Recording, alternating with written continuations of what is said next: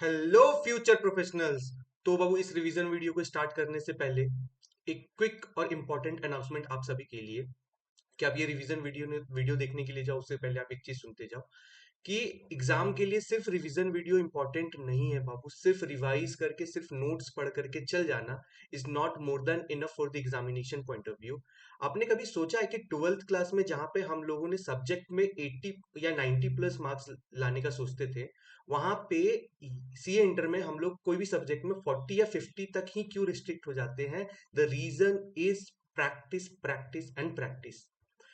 जहां पे हम लोग ट्वेल्थ में ज्यादा से ज्यादा क्वेश्चन प्रैक्टिस करते थे, वहीं इंटर में आकर के हम लोगों का क्वेश्चन प्रैक्टिस बहुत कम हो जाता है या फिर ना के बराबर हो जाता है। इसी के लिए जीएसटी कैप्सूल्स आप लोगों के लिए लेकर के आया है एकदम फ्रेश प्रैक्टिस बैच। क्या लेकर के आया है सर? फ्रेश प्रैक्टिस बैच, जिसका प्राइस सिर्फ 999 है बाबू। सिर्फ 999 जो स्टार्ट होने वाला है 22 मार्च से, जो स्टार्ट होने वाला है 22 मार्च से। 2 घंटा आपको डेली बेसिस पे देना है।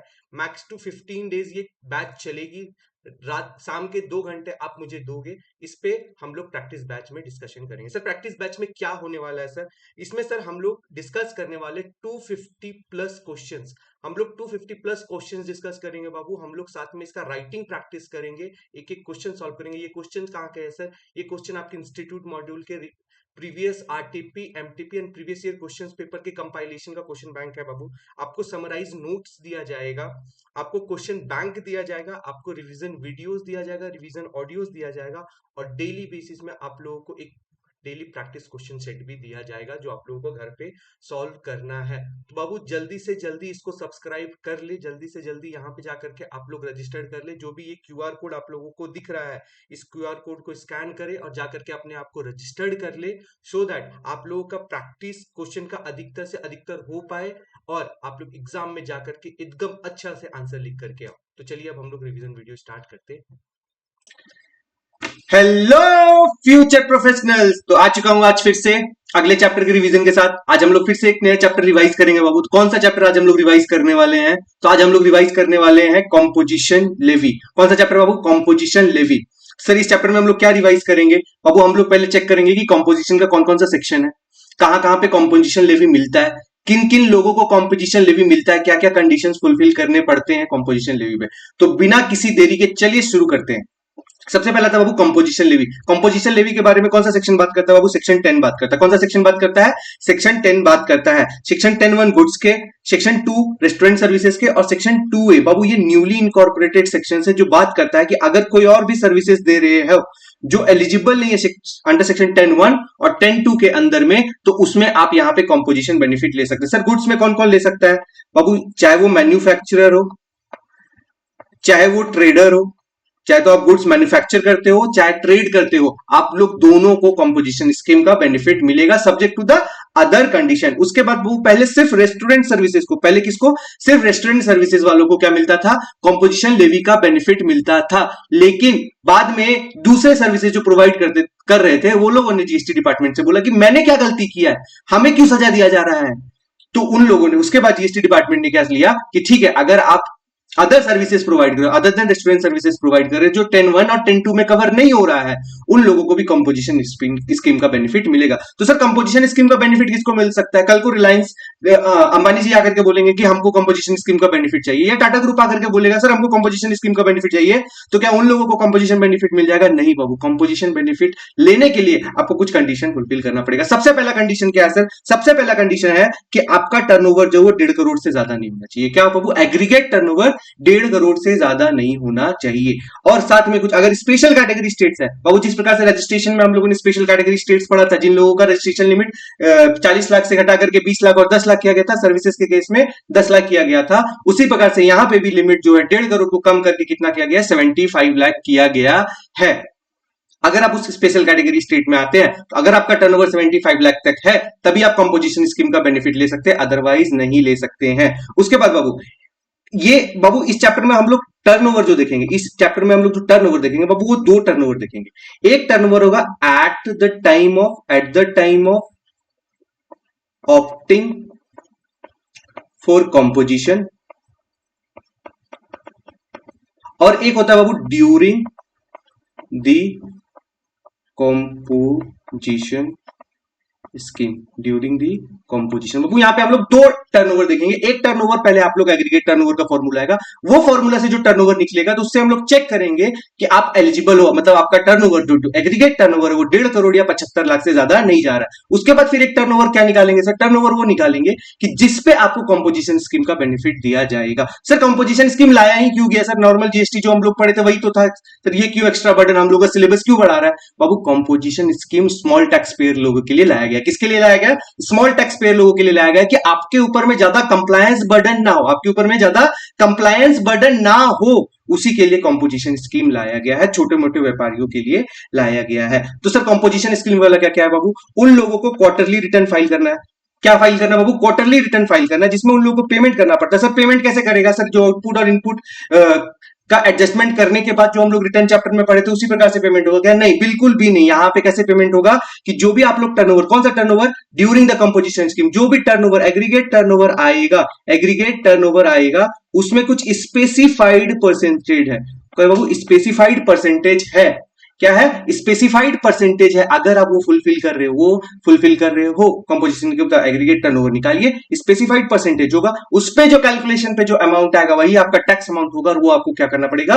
जीएसटी डिपार्टमेंट को पे करना पड़ेगा। सर स्पेशल कैटेगरी स्टेट ऊपर में जो पढ़े थे ना, जिसका लिमिट 1.5 करोड़ से 75 लाख किया गया, कौन कौन से स्टेट है सर? कौन कौन से स्टेट है? सबसे पहला आता है बाबू अरुणाचल प्रदेश, उसके बाद मणिपुर, सिक्किम, उत्तराखंड, त्रिपुरा, मेघालय, मिजोरम, नागालैंड। सर क्या ये याद करना पड़ेगा? बिल्कुल याद करना पड़ेगा बाबू। एग्जाम में नहीं बताएगा कि ये स्पेशल कैटेगरी स्टेट है या नॉन स्पेशल कैटेगरी स्टेट है, आपको डायरेक्ट लिख दिया जाएगा कि mister so and so is doing business in this state. आपको देखना पड़ेगा बाबू कि वो स्पेशल कैटेगरी में है या नॉन स्पेशल कैटेगरी स्टेट में है, फिर आगे आप क्वेश्चन सॉल्व करोगे। उसके बाद अगर कोई भी बाबू एक से ज्यादा स्टेट में बिजनेस कर रहा है, अगर वो एक से ज्यादा स्टेट में, सर झारखंड में भी बिजनेस कर रहा है और साथ में वो मणिपुर में भी बिजनेस कर रहा है, कहा बाबू? झारखंड में भी बिजनेस कर रहा है और मणिपुर में भी कर रहा है, तो sir turnover limit 1.5 crore 75 lakh कौन सा लगेगा सर? या अलग अलग दोनों का लगेगा? नहीं बाबू, हम लोग जो टर्नओवर निकालते हैं ना वो पैन बेस में निकालते हैं, जो रजिस्ट्रेशन चैप्टर में आप लोगों ने पढ़ा था पैन बेस में निकालते हैं। तो सर यहाँ पे लिमिट कौन सा लगेगा बाबू? सेम कंडीशन जो हम लोग रजिस्ट्रेशन चैप्टर में पढ़े थे कि जो भी लोअर लिमिट होगा वही लगाएंगे, यहाँ पे भी वही हो जाएगा, जो भी लोअर लिमिट होगा, जो भी लोअर लिमिट होगा उसी को हम लोग यहाँ पे लगाएंगे। आगे बढ़ते बाबू 10(2)(a), 10(2)(a बोले बाबू 10(2)(a क्या है बाबू? न्यूली इनकॉर्पोरेटेड है। तो सर अगर कोई 10(2)(a का बेनिफिट लेगा तो उसके लिए भी 1.5 करोड़ या 75 लाख का टर्नओवर है क्या? नहीं बाबू, यहाँ पे कोई भी 1.5 करोड़ या 75 लाख का लिमिट नहीं, उस लिमिट को घटा करके कितना कर दिया गया है? 50 लाख कर दिया गया। कितना कर दिया गया? वो 50 लाख कर दिया गया। सर क्या यहाँ पे भी स्पेशल कैटेगरी स्टेट से या कुछ है ऐसा क्या? नहीं बाबू, हर स्टेट के लिए लिमिट कितना है? 50 लाख के लिए। तो अगर हम लोग समराइज करें बाबू, इसको समराइज करें तो इसके लिए लिमिट कितना है बाबू? 1.5 CR या 75 लाख, और इसके लिए लिमिट कितना है बाबू? 50 लाख। यहाँ पे कोई भी स्पेशल कैटेगरी स्टेट नहीं है।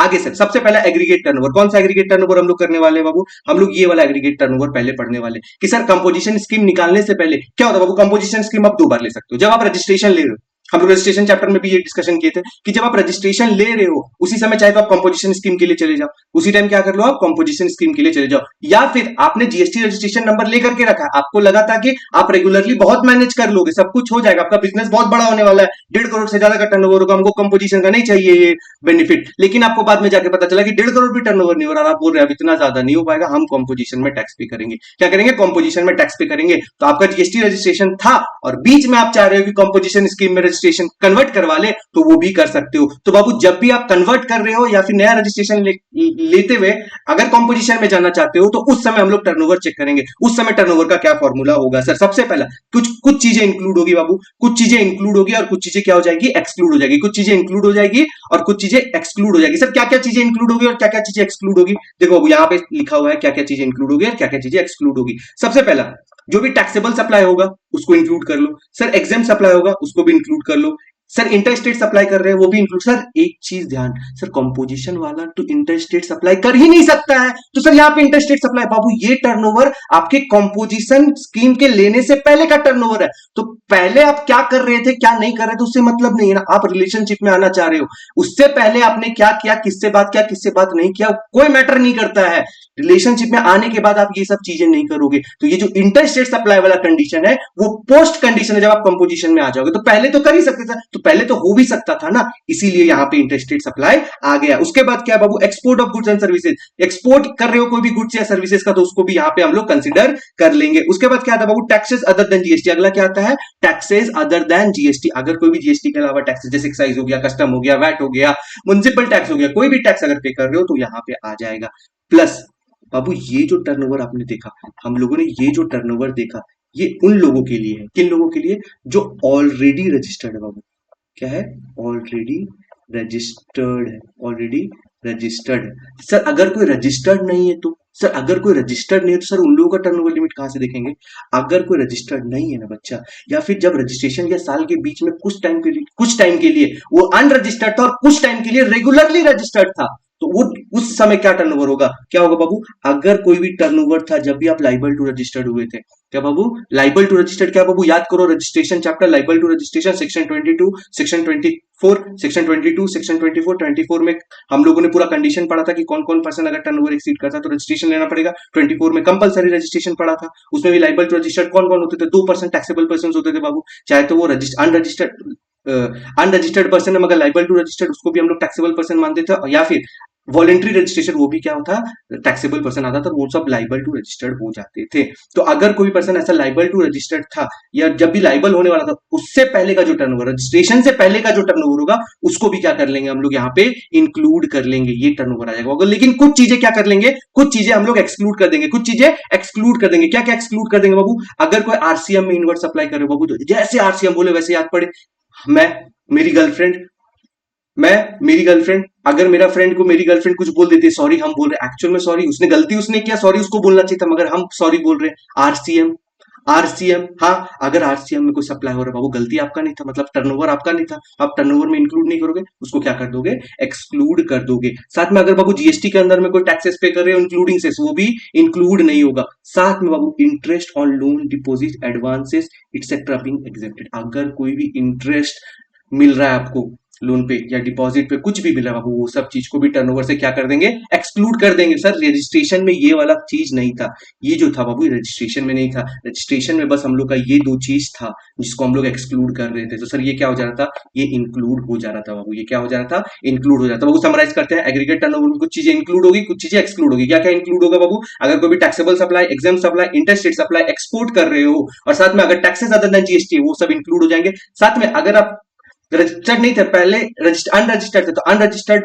के टाइम पे जो भी आपका रजिस्ट्रेशन से पहले का जो भी टर्नओवर था, उसको भी इंक्लूड कर लेंगे। कुछ चीजें एक्सक्लूड कर देंगे। क्या क्या चीजें एक्सक्लूड कर देंगे सर, 3 चीजें एक्सक्लूड कर देंगे। सबसे पहला, अगर कोई भी आप टैक्सेस पे करते हो जीएसटी के अंदर इंक्लूडिंग सेस, उसको एक्सक्लूड कर दोगे। आरसीएम के अंदर में कोई भी सप्लाई कर रहे हो, रिवर्स चार्ज में जिसमें टैक्स पे कर रहे हो, वो आप में इंक्लूड नहीं होगा। साथ में कुछ चीजें आज आ गई एक्स्ट्रा, जो इसको हम लोग एक्सक्लूड करेंगे बाबू, वो क्या था, interest on loan deposit advances etcetera, जो एग्जेम्प्ट है उसको भी हम लोग एक्सक्लूड कर देंगे।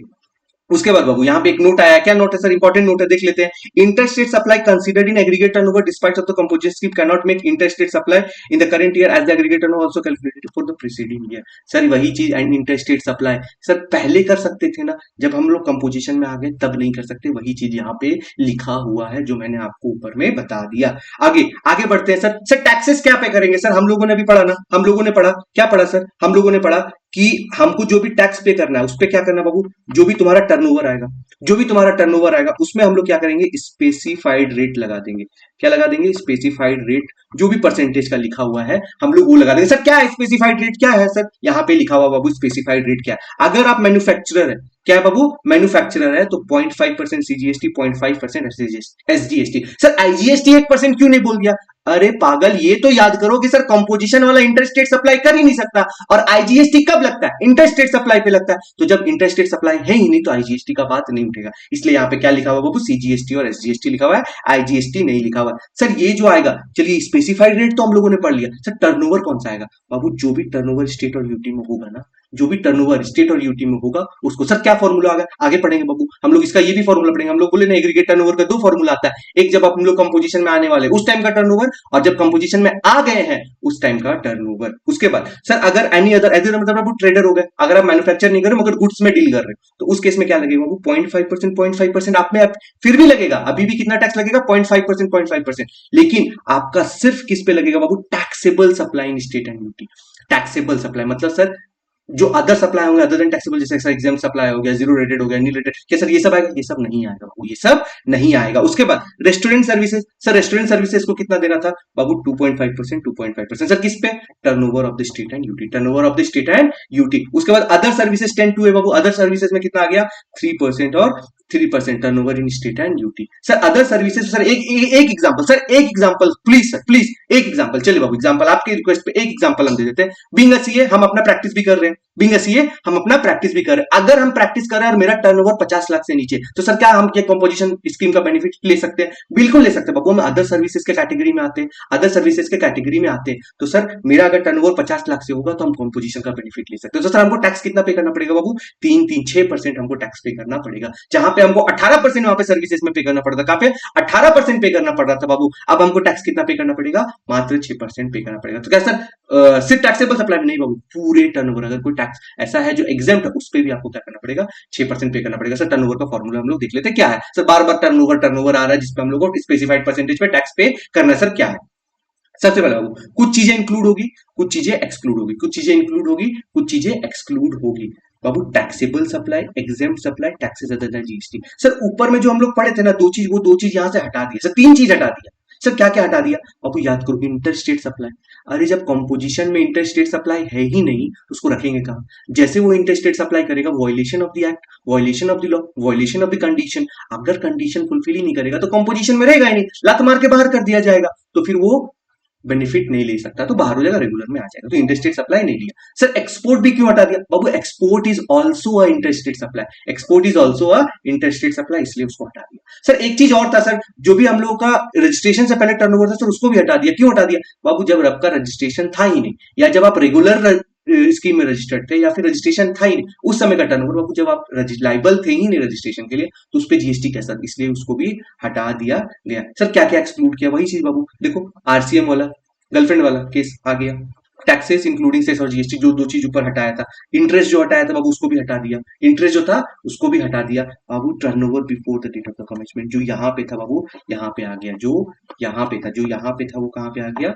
यहाँ पे आ गया, जो यहाँ पे था वो यहाँ पे आ गया। समझ आया बाबू? ये टर्नओवर कौन सा था बाबू? ये जो टर्नओवर था बाबू, ये turnover during the composition scheme था, ड्यूरिंग द कंपोजिशन स्कीम का टर्नओवर था।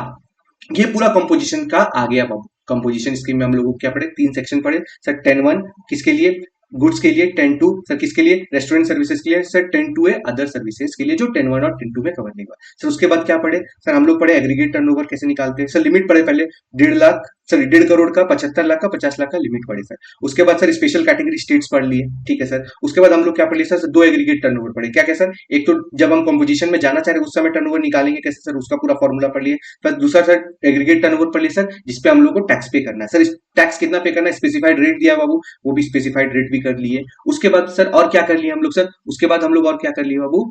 बस इतना ही किए हम लोग, इतना ही किए और कुछ नहीं किए। अब कुछ कंडीशन है बाबू, जो कुछ कंडीशन है जो कंपोजिशन स्कीम वालों को क्या करना पड़ेगा? फुलफिल करना पड़ेगा। क्या करना पड़ेगा? कंपोजिशन स्कीम वालों को फुलफिल करना पड़ेगा। अगर वो फुलफिल नहीं करता है तो उसको कंपोजिशन स्कीम से बाहर कर दिया जाएगा। सर क्या क्या कंडीशन है? कॉमन कंडीशन है सबके लिए बाबू, 10(1) में हो चाहे 10(2) में हो चाहे 10(2)(a) में हो, सारा कंडीशन आपको क्या करना पड़ेगा? फुलफिल करना पड़ेगा। सर क्या क्या कंडीशन है? आज जो पढ़ते हैं बाबू कंडीशन। सबसे पहला बाबू, अगर आप कोई ऐसा गुड सप्लाई कर रहे हो, क्या कर रहे हो बाबू?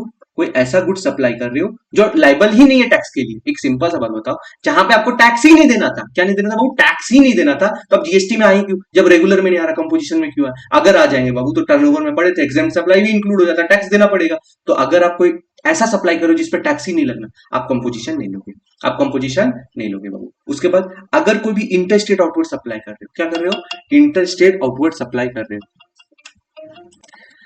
सॉरी अभी ग्लिच हो गया था, फिर से स्टार्ट करते हैं सर। कुछ कुछ कंडीशन है जो कंपोजिशन स्कीम वाले लोग को फुलफिल करना पड़ेगा। अगर नहीं फुलफिल कर पाएगा तो उसको कंपोजिशन से बाहर कर दिया जाएगा या कंपोजिशन का बेनिफिट नहीं देगा। सबसे पहला क्या पड़े बाबू कि अगर कोई भी आप ऐसा सप्लाई कर रहे हो जो टैक्सेबल नहीं, जिससे गुड्स पे या सर्विसेज पे टैक्स ही नहीं लगने वाला, तो आप कंपोजिशन स्कीम के लिए एलिजिबल नहीं।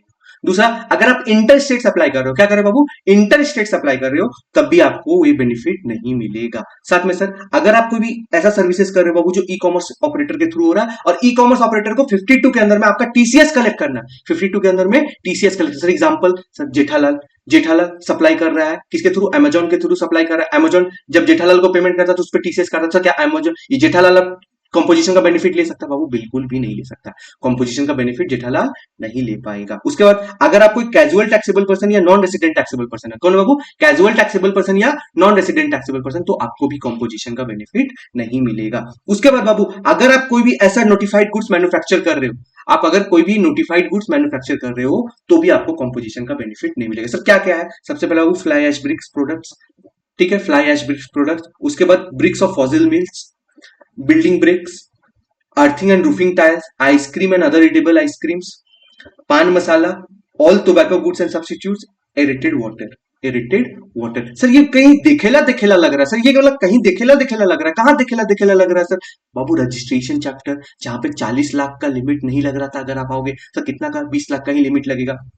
यही सारा प्रोडक्ट है बाबू, उसी में कुछ चीजें ऐड की, क्या क्या बाबू? Pan masala, all tobacco goods and substitutes and aerated water, aerated water.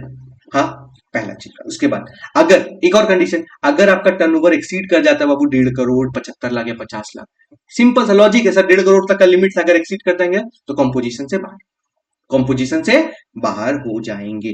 लेकिन बाबू कुछ चीजें, अब एक बात सब, एक एक सिंपल है, ये जो प्रोविजन है ना, ये 10(2)A आने से पहले का था। कब का था? 10(2)A से आने के पहले का था। हम बीइंग अ सीए एक ऑफिस चला रहे हैं, हम भी सर्विसेज दे रहे हैं, मगर मेरे लिए कंपोजिशन स्कीम उस समय अवेलेबल नहीं था, या अगर अभी अवेलेबल है तो लिमिट सिर्फ 50 लाख रुपए का है। क्या लिमिट? 50 लाख रुपए का है। अब अगर मान लो हम जो ऑफिस चला रहे हैं उसमें एक छोटा सा मेरा कैप, ये एक छोटा सा पैनिट्री एरिया बना हुआ, पैंट्री एरिया बना हुआ बाबू, हम क्या करेंगे कि वहीं पे हम दिखा देंगे कि वहां से हम खाना प्रोवाइड करें अपने स्टाफ और आर्टिकल को, और दिखा देंगे रेस्टोरेंट सर्विसेज है। तो क्या हमको रेस्टोरेंट सर्विसेज का जो लिमिट है बाबू 1.5 करोड़ और 75 लाख, क्या उसका बेनिफिट हमको मिल जाएगा? बोला नहीं। सर कहाँ बोला है? यहाँ पे बोला बाबू, ये नोट बोला कि अगर आप अगर कोई भी सर्विस प्रोवाइड करें बाबू, सप्लाई ऑफ सर्विस अगर दे रहे अदर देन रेस्टोरेंट, क्योंकि हम उसको अपना ऑफिस को क्या दिखा रहे हैं बाबू? रेस्टोरेंट सर्विसेज दिखा रहे हैं, कंपोजिशन का बेनिफिट लेने के लिए, कंपोजिशन का बेनिफिट लेने के लिए। तो बोला कि अगर आप अगर रेस्टोरेंट सर्विसेज हो और रेस्टोरेंट सर्विसेज के साथ में अगर कोई और सर्विसेज दे रहे हो बाबू, वो ज्यादा नहीं होना चाहिए। किससे ज्यादा नहीं होना चाहिए बाबू? जो भी टोटल टर्नओवर होगा उसका 10% या 5 लाख, विचेवर इज हाई। अगर उससे ज्यादा हो गया अदर सर्विसेज का टर्नओवर, उससे ज्यादा हो गया अगर अदर सर्विसेज मतलब रेस्टोरेंट के अलावा, तो फिर आपको ये बेनिफिट नहीं मिलेगा, तब आपको ये बेनिफिट नहीं मिलेगा। हाँ कि ना सर? जैसे बाबू रेस्टोरेंट सर्विसेज में कुछ कुछ उन लोग खाने का सामान भी बेचता है, खाने का सामान भी बेचता है बाबू, जैसे हल्दीराम का भुजिया हो गया, कोल्ड ड्रिंक हो गया, ये सब हो गया, ये सब अदर सर्विसेज में आ जाते हैं ना, अदर सर्विसेज में आ जाते हैं, तो ये वाली चीज आ जाएगा, ये सब इंक्लूड नहीं किया जाएगा। ठीक है बाबू, मगर वही बोलता है कि जो इंटरेस्ट लोन डिपॉजिट वाला ये चीज है, ये लिमिट हम लोग इंक्लूड नहीं करेंगे बाबू। सर ये चीज भी कहीं पढ़े थे बाबू, सेम चीज हम लोग कहाँ पे पढ़े थे? रजिस्ट्रेशन चैप्टर में पढ़े थे कि अगर कोई गुड सप्लाई कर रहा है और साथ में इंटरेस्ट या डिस्काउंट के तरीका से कुछ दे रहा है, तो उसको हम लोग सर्विसेज ना मान के गुड्स मानेंगे। यहाँ पे भी वही हो रहा है कि हम लोग ऊपर में टर्नओवर कैलकुलेट करेंगे ना अदर का, अदर में कभी भी इंटरेस्ट और लोन डिपॉजिट ये सब एडवांसेस में हम लोग कभी भी उसको कंसिडर नहीं करेंगे। हाँ कि ना? हाँ कि ना सर? एक ऊपर में हम लोग अभी कंडीशन पढ़े सर, जेठालाल जो है वो अगर सप्लाई कर रहा है ई कॉमर्स ऑपरेटर के थ्रू, तो सर उसको कंपोजिशन का बेनिफिट नहीं मिलेगा, उसको कंपोजिशन का बेनिफिट नहीं मिलेगा। लेकिन सर क्या हर लोगों को ऐसा करना जरूरी है सर? सबको अगर जो भी ई कॉमर्स, जैसे सर आजकल स्विगी और जोमेटो आ गया, तो हर रेस्टोरेंट उसके साथ रजिस्टर्ड है, तो सर रेस्टोरेंट सर्विसेज के लिए तो कंपोजिशन स्कीम अलग से बना कर रखा है 10(2), तो सर क्या उन लोगों को बेनिफिट नहीं मिलेगा? बाबू कुछ कंडीशन दिया गया, कुछ कंडीशन दिया गया कि अगर ये सब कंडीशन फुलफिल हो रहा है, even though you are supplying through e commerce, you can avail the benefit of composition levy, you can avail the benefit of composition. Sir क्या कंडीशन है? सर कंडीशन कुछ नहीं है। क्या कंडीशन है? सबसे पहला, जो भी ई कॉमर्स ऑपरेटर होगा बाबू, वो इंटर स्टेट सप्लाई नहीं कर रहा होगा। जो भी ई कॉमर्स जैसे जोमेटो और स्विगी है बाबू, अगर वो रांची में सप्लाई कर रहा है, सिर्फ रांची में हो रहा है, कोलकाता में कर रहा है, सिर्फ कोलकाता में, नो इंटर स्टेट सप्लाई। पहला कंडीशन क्या बाबू? No inter state supply. दूसरा, ई कॉमर्स ऑपरेटर जो है वो टीसीएस कलेक्ट करेगा। ई कॉमर्स ऑपरेटर क्या करेगा? वो टीसीएस मतलब रेस्टोरेंट जोमेटो के थ्रू सप्लाई दिया, तुम पेमेंट किसको करते हो बाबू? जोमेटो या स्विगी को पेमेंट करते हो। फिर जोमेटो और स्विगी किसको पेमेंट करता है? किसको पेमेंट करता है बाबू? रेस्टोरेंट वाला को पेमेंट करता है। तो बाबू ये जो रेस्टोरेंट वाला को पेमेंट करेगा ना, उसमें पैसा काट लेता है। क्या काट लेता है? पैसा काट लेता है। इसी को हम लोग क्या बोलते हैं बाबू? टीसीएस बोलते हैं। अगर ई कॉमर्स ऑपरेटर टीसीएस काट रहा है, दूसरा कंडीशन काटना पड़ेगा। तीसरा कंडीशन बाबू, जो भी ई कॉमर्स ऑपरेटर है ना बाबू, ई कॉमर्स ऑपरेटर है, वो जितना भी सप्लाई हुआ है ना, वो अपना जीएसटीआर रेट में फर्निश करेगा। कहां पे फर्निश करेगा? जीएसटीआर रेट में फर्निश करेगा। अगर ये तीन कंडीशन फुलफिल होता है, तो कोई पर्सन जो ई कॉमर्स ऑपरेटर के थ्रू सप्लाई कर रहा था, उसको भी कंपोजिशन का बेनिफिट मिल जाएगा। सर क्या वहां पे टर्नओवर लिमिट देखेंगे? हाँ बाबू, वो तो बेसिक क्राइटेरिया है ना, टर्नओवर लिमिट देखना ही है। ठीक है, आगे बढ़ते हैं। सर कुछ एडिशनल कंडीशन है। एडिशनल कंडीशन है कि बाबू अगर आप कंपोजिशन स्कीम के अंडर में हो, क्या हो, कंपोजिशन स्कीम के अंडर में हो, तो आपको ये सब कंडीशन फुलफिल करना पड़ेगा। सर क्या क्या है? सबसे पहले बाबू कंपोजिशन पर taxable person not eligible to collect tax, मतलब जो भी आप बिल इशू करोगे ना, आप टैक्स कलेक्ट नहीं करोगे। अगर 100 रुपए का सामान बेच रहे थे तो हम लोग नॉर्मल में क्या करते थे, 100 रुपए में 5% या 18% जीएसटी लगा करके कलेक्ट करके रख लेते थे, जो भी रेट लगता था। मगर कंपोजिशन अगर 100 रुपए का सामान है तो 100 रुपए में ही दोगे, उसमें एक्स्ट्रा जीएसटी नहीं लोगे। साथ में बाबू कंपोजिशन टैक्सेबल पर्सन जो है वो मेंशन करेगा जहां पे भी प्लेस ऑफ बिजनेस है, जैसे रेस्टोरेंट है वो बाहर में बैनर लगा करके रखा है कि मेरा सो एंड सो, जैसे रांची में एक बहुत फेमस रेस्टोरेंट है कावेरी रेस्टोरेंट, अगर कावेरी रेस्टोरेंट बाहर में लगा करके रखा है और वो कंपोजिशन में रजिस्टर्ड है तो कावेरी को मेंशन करना पड़ेगा कि वो composite tax person, composition taxable person है। क्या वो कंपोजिशन टैक्सेबल पर्सन है, वो mention her place of business में उसको करना पड़ेगा। पहला चीज, कैन नॉट कलेक्ट टैक्स, अगर वो टैक्स कलेक्ट ही नहीं कर रहा वो तो टैक्स इनवॉइस नहीं देगा। अगर टैक्स इनवॉइस, जब इनवॉइस में टैक्स ही नहीं तो उसको टैक्स इनवॉइस क्यों बोलेंगे, तो उसको हम लोग क्या बोलते हैं बाबू, बिल ऑफ सप्लाई बोलते हैं। क्या बोलते हैं? बिल ऑफ सप्लाई बोलते हैं। वो बिल ऑफ सप्लाई इशू करेगा, टैक्स इनवॉइस इशू नहीं करेगा। साथ में बाबू कंपोजिशन स्कीम वाला कभी भी आईटीसी का बेनिफिट, जो भी परचेज कंपोजिशन वाला नहीं करेगा ना, उस पर जो वो टैक्स पेमेंट करेगा उसका कभी भी उसको इनपुट टैक्स क्रेडिट नहीं मिलेगा। क्या नहीं मिलेगा? इनपुट टैक्स क्रेडिट नहीं मिलेगा। अगर इनपुट टैक्स दे दिए सर, एक तो जो जहां पे प्रोफेशनल्स को 18% टैक्स पे करना था, 18% टैक्स तो पे किया नहीं, 6% आ गया, ऊपर से जो मेरा इनपुट था वो इनपुट भी लेके करेगा। बेटा टैक्स तो कुछ आया नहीं, गवर्नमेंट को नुकसान हो रहा है ना, इसलिए बोला अगर एक हाथ से देंगे तो एक हाथ से लेंगे भी। अगर एक हाथ से रेट कम किए दूसरा हाथ से इनपुट टैक्स क्रेडिट खींच भी लेंगे। हाँ कि ना बाबू, तो इनपुट टैक्स क्रेडिट का बेनिफिट नहीं मिलेगा। उसके बाद अगर मल्टीपल रजिस्ट्रेशन है सेम पैन हुआ, एक पैन पे मल्टीपल रजिस्ट्रेशन है बाबू, भुवन मैम याद करो, एक आदमी मल्टीपल कैरेक्टर, एक पैन मल्टीपल रजिस्ट्रेशन, अगर वो मल्टीपल रजिस्ट्रेशन लेकर के रखता है तो can opt for composition, but if one of the eligible opt in all of them will be ineligible. मतलब बाबू अगर एक आदमी है वो मल्टीपल जीएसटी लेकर के रखा है, मल्टीपल जीएसटी लेकर के रखा है बाबू, ऑब्वियसली जो टर्नओवर का लिमिट है तो हम पर्सन का देखेंगे, जो भी कंडीशन है वो हम किसका देखेंगे, पर्सन का देखेंगे, तो ये पर्सन का देख लेंगे। तो अगर ये कंडीशन पर्सन फुलफिल कर रहा है, मतलब इसका टर्नओवर 1.5 करोड़ या 50 लाख से कम है, तो अगर वो चाहेगा कि हम इसके लिए कंपोजिशन ले, इसके लिए कंपोजिशन ले, इसके लिए कंपोजिशन ले, बाकी 3 के लिए नहीं ले, तो वो ऐसा कर सकता है। लेकिन जैसे वो ये कंडीशन फुलफिल नहीं करेगा या जैसे कंडीशन वो ब्रीच करेगा, क्या करेगा बाबू, कंडीशन वो जैसे ब्रीच करेगा तो क्या हो जाएगा बाबू, सब में उसको हटाना पड़ेगा। सब में क्या करना पड़ेगा, जिसमें जिसमें कंपोजिशन लेकर के रखा था उसको वहां से हटाना पड़ेगा। उसके बाद बाबू कुछ और एडिशनल पॉइंट्स है बाबू, नॉट मच इंपॉर्टेंट मगर पढ़ लेते हैं हम लोग नोट्स में है। तो क्या है, ऑप्टिंग कंपोजिशन स्कीम, कब पर्सन अप्लाइंग फॉर रजिस्ट्रेशन, कब कब कंपोजिशन के लिए अप्लाई कर सकते ले सकते हैं सर, जब आप रजिस्ट्रेशन के लिए अप्लाई कर रहे हो आप उस समय भी ले सकते हो, टाइम ऑफ अप्लाइंग, जब आप रजिस्ट्रेशन ले रहे हो उसी समय आप कंपोजिशन के लिए जा सकते हो। Sorry for the glitch guys, थोड़ा सा फिर से इश्यूज आ गया था, नेटवर्क इश्यूज है उसके कारण से हो गया। वापस स्टार्ट करते हैं बाबू। कंपोजिशन स्कीम का बेनिफिट आप कब ले सकते हैं? सबसे पहले बाबू जब आप रजिस्ट्रेशन के लिए अप्लाई कर रहे हो, क्या कर रहे हो, रजिस्ट्रेशन के लिए अप्लाई कर रहे हो, आप उस समय कंपोजिशन ले लो at the time of applying. अगर आप रजिस्टर्ड हो पहले ही रेगुलर स्कीम में, कब हो, रेगुलर स्कीम में हो, तो बाबू साल स्टार्ट होने से पहले,